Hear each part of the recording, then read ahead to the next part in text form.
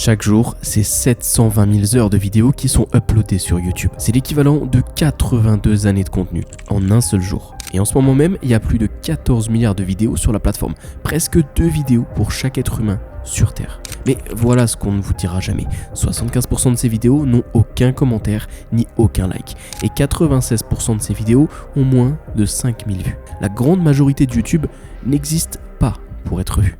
Ces vidéos flottent dans ce qu'on appelle le Deep YouTube. C'est des fichiers orphelins, déconnectés de l'algorithme, invisibles au grand public, sauf pour ceux qui savent où chercher. Et parfois, oui, ce qu'on y trouve n'aurait jamais dû être trouvé. Aujourd'hui, je vous plonge dans 4 vidéos perdues dans les profondeurs de YouTube. Une compilation un peu surréaliste dont les sources remontent à 1932 pour la plus vieille. Un enregistrement russe de 1995 qui montre des cadavres dans une ville fantôme, une chaîne qui filme peut-être des restes humain, une VHS trouvée dans des poubelles dont le créateur est décédé suite à ça, et des tunnels secrets sous une grande ville anglaise qui ressemble étrangement au backroom. Bref, bienvenue dans ce qu'on appelle le Deep YouTube, ces vidéos en dessous de 500, parfois 100 vues, que personne ne regarde, mais qui sont bel et bien là.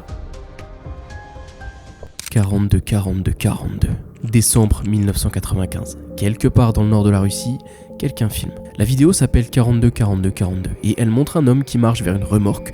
Sur cette remorque, il y a une bâche et sous cette bâche, il y a des corps. La vidéo est datée du 10 décembre 1995. Dans les métadonnées, un seul mot apparaît, Yon. Yon, d'ailleurs, c'est pas un nom, c'est plutôt une référence. C'est une référence à une colonie minière abandonnée dans le nord de la Russie, dans l'année 1995 justement. Pour comprendre cette vidéo, il faut comprendre ce qui s'est passé en Russie après 91. Justement, quand l'Union soviétique s'est effondrée, des centaines et des centaines de villes minières ont été abandonnées du jour au lendemain. Ces villes existaient uniquement pour extraire des ressources, charbon, étain, tungstène, uranium, et beaucoup avaient été construites justement par des prisonniers du goulag dans des conditions absolument inhumaine. Yultin, par exemple, une ville de plus de 3000 habitants qui extrayait de l'étain et du tungstène, abandonnée en 1995 quand l'exploitation est devenue non rentable. Il y a rapidement eu un décret du Premier ministre actuellement en place, Tchernomardin, qui promettait de relocaliser les habitants. En réalité, beaucoup ont été abandonnés sur place. Certains ont refusé de partir et d'ailleurs il y a eu des rapports qui indiquent que des gens vivaient encore dans ces ruines en 2002, 7 ans plus tard, qui survivaient de la pêche et de la cueillette des baies. Boutouguitchag était encore pire. C'était un camp de travail forcé où les prisonniers extrayaient de l'uranium sans aucune protection. Littéralement, le nom Boutouguitchag signifie vallée de la mort en langue locale. Les tribus nomades avaient donné ce nom à la région bien avant les soviétiques, justement après avoir trouvé des champs entiers de crânes et d'ossements humains. D'ailleurs, les prisonniers qui laissaient leur vie subissaient des autopsies un peu rudimentaires. Leurs crânes étaient ouverts pour les étudier, surtout pour étudier les effets des radiations. Certains corps étaient envoyés à Novosibirsk pour subir des expériences, et les autres, ceux qui étaient laissés de côté, étaient enterrés simplement sous une couche de pierre, parce qu'il n'y avait même pas assez de terre. Et d'ailleurs, il y avait des ours qui venaient se repaître de leurs cadavres. Alors, qu'est-ce que montre réellement 42? La théorie dominante, ce sont des victimes d'empoisonnement au tungstène ou à d'autres métaux lourds dans les mines. Et le gros problème, il se pose ici. Quand une ville minière fermait, les corps n'étaient pas toujours évacués correctement. Et d'ailleurs, ils étaient souvent pas évacués correctement. Parfois, ils étaient simplement laissés sur place. Aujourd'hui, nous n'avons aucune confirmation, aucun rapport officiel, ni aucun témoignage. Juste cette vidéo de 1995, datée, géolocalisée, avec un seul mot en description et des corps sous une bâche. 42 est probablement une tragédie documentée par accident, très certainement, mais les conséquences oubliées de l'effondrement soviétique en sont claires. Notre prochaine entrée est beaucoup plus récente et beaucoup plus troublante. Février 2025. Un utilisateur poste sur le subreddit Deep Into YouTube. L'intitulé du post dit « Je suis presque sûr d'avoir trouvé la chaîne d'un tueur en série ». La chaîne s'appelle Blue Water. Tous ces titres de vidéos suivent le même format. IMG pour image suivi de 4 chiffres. 7997, 4521, 7997, 4521, 8834, etc. C'est en gros le format par défaut des fichiers de caméra. Un peu comme si quelqu'un avait simplement uploadé les vidéos directement depuis son téléphone sans même prendre le temps de changer les noms. Et le contenu, me diriez-vous? Je vais pas vous montrer toutes les images, mais je vais vous en montrer quelques-unes et je vais vous décrire ce que les utilisateurs Reddit ont rapporté. Des parties de corps humains emballées dans un film plastique transparent, certaines vidéos qui montrent quelqu'un qui les tient devant la caméra, d'autres qui montre ces objets apparemment découverts dans la nature, parmi les feuilles mortes comme ça, posées au milieu. La plupart des vidéos étaient courtes, quelques secondes à peine, pas de description, pas de commentaires et pas de contexte. Et le détail le plus perturbant, certaines de ces vidéos étaient marquées « conçues pour les enfants », ce qui signifie qu'elles apparaissaient sur YouTube Kids, une plateforme supposée être filtrée pour les enfants. La communauté Reddit s'est rapidement mobilisée et très vite un débat a explosé. D'un côté, ceux qui pensaient avoir trouvé quelque chose de vraiment horrible, une sorte de serial killer qui se baladait là. Et de l'autre, ceux qui pointaient des évidentes incohérences. Par exemple, une des vidéos, IMG7997, montre ce qui ressemble à un visage. Mais si on regarde un peu de plus près, si on zoome un petit peu, évidemment, certains utilisateurs ont remarqué que les yeux semblaient peints, plutôt faux d'ailleurs, une image plate imprimée sur quelque chose de solide. D'autres vidéos montrent ce qui pourrait être des pièces de mannequins en silicone, du latex de haute qualité, du matériel de maquillage et d'effets spéciaux. Et donc, rapidement, 3 grandes théories dominent les discussions. Théorie numéro 1, un projet artistique assez dérangeant. Certains utilisateurs utilisent des images choquantes pour créer une réaction émotionnelle. C'est l'art de provoquer, l'art provocateur, déconnecté de tout contexte pour maximiser le malaise. Théorie numéro 2, du contenu fétichiste. Il y a effectivement en ligne des communautés qui s'intéressent aux mannequins hyper réalistes, aux effets spéciaux de gore et aux simulations de corps. Si on mixe ces 3 là ensemble, eh bien vous avez du contenu de niche qui aurait peut-être fuité sur YouTube. Théorie numéro 3, et celle qui fait probablement le plus froid dans le dos, quelque chose de bien réel. Certains utilisateurs maintiennent que les textures, les couleurs, la façon dont la lumière interagit avec les surfaces sont trop réalistes pour être fausses. Eh bien, la vérité aujourd'hui, c'est qu'on ne sait pas. La chaîne existe toujours, les vidéos que je vous montre sont bel et bien en ligne, et YouTube n'a pris aucune action. D'ailleurs, aucune enquête officielle n'a été annoncée. Et c'est peut-être ça le plus effrayant dans tout ce qu'on appelle le Deep YouTube. N'importe qui peut uploader n'importe quoi. Si ça passe sous les radars de YouTube, sous les radars des robots, s'il n'y a pas de description, il n'y a pas de contexte et que la vidéo n'est pas trop graphique, eh bien ça va passer et il n'y aura pas d'explication. Et parfois, on peut tomber sur quelque chose qu'on ne peut pas identifier et qu'on ne peut même pas expliquer. Et on en reste là, à se demander est-ce que c'est de l'art, est-ce que c'est une blague de mauvais goût, ou alors est-ce que c'est quelque chose de peut-être pire, bien pire. Blue Water reste aujourd'hui un mystère actif, non résolu et peut-être insoluble. Notre prochaine entrée, ceci dit, elle a été résolue, mais pas de la façon qu'on aurait imaginé.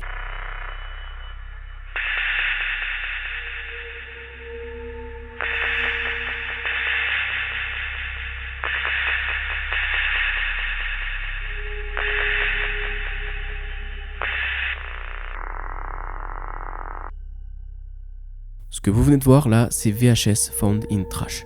Autrement dit, une VHS trouvée dans une poubelle. Le titre promet exactement ce qu'il décrit, une cassette VHS qu'on a trouvée dans une poubelle. La vidéo montre une scène plutôt simple, en très mauvaise qualité, presque banale. Une petite fille sur un cheval à bascule. Mais évidemment, il y a quelque chose qui cloche. L'éclairage est bizarre, le cadrage est légèrement décalé, la qualité de l'image, cette texture granuleuse des vieilles VHS crée une atmosphère de malaise impossible à ignorer, et il y a quelque chose. La fillette se balance, encore et encore, sans sourire, sans parler, un peu comme si elle était piégée dans une boucle infinie. Comme je le dis, il y a quelque chose de vraiment profondément perturbant dans ces vieilles bandes VHS. Peut-être parce qu'elles représentent un passé qu'on ne peut plus récupérer, des moments un peu, entre guillemets, figés dans une technologie décédée et dépassée. Ou peut-être parce qu'on a été conditionné par des décennies de films d'horreur à associer ce format à quelque chose d'absolument sinistre à chaque fois. En gros, VHS Found in Trash, ça joue vraiment sur ces deux éléments. Et ça joue avec ces deux éléments délibérément. Pendant longtemps, personne ne savait d'où venait cette vidéo. Elle circulait dans les compilations de vidéos creepy, elle apparaissait dans les threads Reddit, sur le Deep YouTube, sur Twitter, et je suis presque certain que vous l'avez au moins peut-être une fois déjà vu passer. Elle était réuploadée sans crédit et sans source à chaque fois, jusqu'à ce que quelqu'un trouve le nom du créateur. La vidéo a été créée par Adam Kearse. Adam Kearse était un artiste américain, un expérimentateur et un membre du groupe musical Antique Pony. Avant de vous parler un peu plus en détail d'Adam, laissez-moi vous introduire Antique Pony. C'était pas vraiment un groupe conventionnel, c'était un projet de musique expérimentale, un peu du genre qu'on trouve dans les recoins les plus obscurs de Bandcamp ou de SoundCloud. Des sons que certains pourraient qualifier d'étranges, des visuels un peu perturbants, volontairement, une esthétique qui embrassait l'inconfort, et c'était justement leur point fort, cette esthétique. Et VHS Found in Trash, c'était un de leurs projets visuels, une création délibérée pour accompagner leur univers sonore. Et puis, en 2014, Adam Kearse est décédé. Les détails de sa mort ne sont pas publics et de toute façon, par respect, n'ont pas besoin de l'être. Ce qui compte, c'est ce qu'il a laissé derrière lui. Adam n'aura jamais vu sa création devenir virale. Il n'a jamais su que des milliers de personnes regarderaient sa vidéo en se demandant si elle était réelle, si elle cachait vraiment quelque chose de sinistre. Et malheureusement, il n'aura jamais pu expliquer que c'était de l'art, de la provocation intentionnelle et une exploration simple et pure de l'inconfort visuel. Aujourd'hui, VHS Found in Trash, elle continue de circuler. Il y a beaucoup de gens qui ne connaissent pas le contexte autour, qui ne savent pas Adam Kearse et ce qu'il a voulu faire avec ça, parce que la vidéo circule sans crédit et sans explication. C'est aujourd'hui presque une œuvre d'art qui est devenue creepypasta, un projet personnel qui est devenu légende urbaine. Et son créateur n'est malheureusement plus là pour revendiquer son travail. VHS Found in Trash, ça nous rappelle que derrière chaque vidéo YouTube, mystérieuse ou non, il y a souvent un être humain avec une intention qui avait un projet en tête. Et notre dernière entrée, celle à laquelle on arrive juste dans un instant, elle est bien différente. Elle n'a pas de créateur mystérieux derrière, j'aurais aimé que ce soit le cas.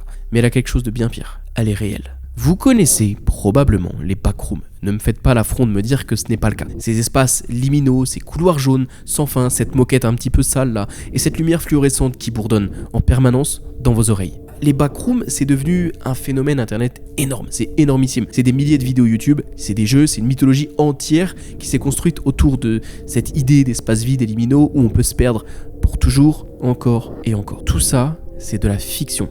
Les backrooms n'existent pas, je ne vous apprends rien. Sauf que, sous la ville de Manchester, en Angleterre, il existe un endroit qui ressemble exactement au backroom.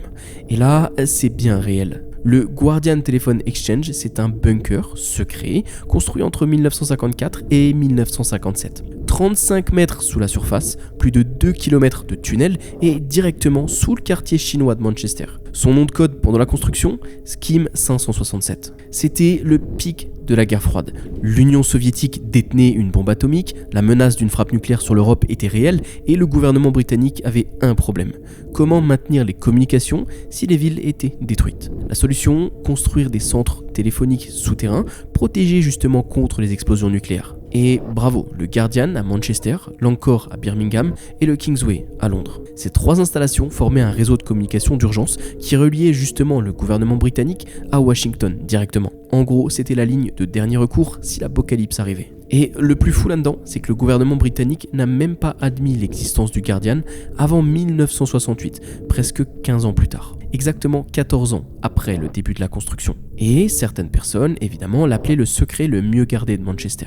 Parce que c'était pas juste des tunnels de câbles. Le Guardian était conçu pour être habité pendant des semaines, voire des mois après une attaque nucléaire. En gros, en vrac, dedans, il y avait des générateurs diesel de secours, des systèmes de filtration d'air, des dortoirs avec des lits, une cuisine avec beaucoup de réserves de nourriture, un puits artésien avec de l'eau potable et même un bar avec piano et tête de billard. En gros, tout ce qu'il fallait pour rendre la vie souterraine supportable. Et ils étaient même allés jusqu'à installer de fausses fenêtres avec des peintures murales et des paysages extérieurs en peinture dessus. Imaginez un petit peu vivre sous terre pendant que le monde brûle au-dessus, avec pour seule vue une peinture de ce qui n'existe peut-être plus. Revenons-en du coup à notre vidéo du Deep YouTube. Dans les années 90, il y a des explorateurs urbains qui ont fait de l'urbex et qui ont réussi à pénétrer dans le Guardian, bien évidemment bloqué et verrouillé depuis des années déjà. Ils ont filmé ce qu'ils ont trouvé avec des caméras grand public et 20 ans plus tard, ces vidéos ont été uploadées sur YouTube. Et ce qu'on y voit, je suis désolé, mais c'est le petit frère des backrooms. Des couloirs sans fin, des lumières fluorescentes qui clignotent, de l'équipement abandonné et des portes qui mènent vers des couloirs qui mènent vers d'autres portes qui mènent vers d'autres couloirs. Cette sensation d'être quelque part où vous ne devriez pas l'être. Pour le coup, cette sensation est très intense. Du coup, la différence avec les backrooms, c'est que là, personne n'a créé ça pour faire peur. C'est juste la réalité. Un bunker construit pour survivre à la fin du monde, abandonné quand la menace s'est éloignée, et filmé par des gens ordinaires il y a plus de 20 ans.